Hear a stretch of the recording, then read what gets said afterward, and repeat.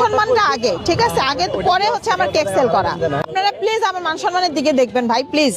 আপনার ভাই ভিডিও করেন, আমি ভিডিও টিডিও করবো না। একটা মিনিট কথা বলি না না না, কোনো দরকার নেই। বাংলাদেশে সয়লাভ হয়ে গেছে সব নোংরা, নিকৃষ্ট, বেহায়া, নির্লজ্জ, মানে বস্তি লেভেলের সব কন্টেন্ট ক্রিয়েটরে, যারা কিছুদিন আগে একটা ভাতের হোটেল, ফুটপাতের একটা ভাতের হোটেলে যায় হুমড়ি খেয়ে পড়ছে ভাত খাইতে, এটা ভাইরাল করার জন্য। এখন লাগছে এই কেক কাপাদের পিছনে। আগারগাঁওয়ে কেক মেলা শুরু হয়েছে, এই কেক কাপাদের পিছনে লাগছে। আর এই কেক কাপারাও আছে এক একজন, তাদের যে অবস্থা দেখতেছি, তাদের পুরুষরা বেড়ে করে খাইতেছে, কেক খাইতেছে না। পুরুষরা মানে তাদের শরীর স্পর্শ করার জন্য আসতেছে। আর তারা কি বলতেছে, আগে সম্মান তারপরে কেক বিক্রি। তোর যদি এতই সম্মানের পরোয়া থাকতো মহিলা, তুই ঘরে থাকতি।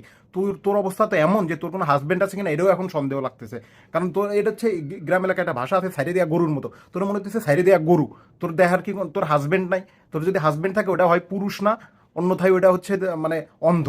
ও যদি দেখতো তাহলে তোর রাস্তায় বেরোতে দিত না। আর তোর যদি ইজ্জত থাকতো তুই কেক রাস্তায় বিক্রি করতে আসতি না। আর এই যে আর একটা বলতেছে, না না না না না না ভাইরাল করেন না, আমি ভিডিও করবো না, অথচ বুকের উপরে মাইক্রোফোন লাগা রাখছে 15টা।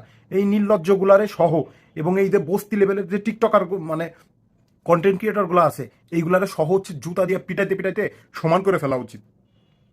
এইগুলাই দেশের ভিতরে যত নোংরামি ছড়ায়, ফেসবুকটারে সয়লাভ করে ফেলে সব মানে অপ্রয়োজনীয় জিনিস, উল্টাপাল্টা কন্টেন্ট দিয়ে, ফালতুগুলা সব।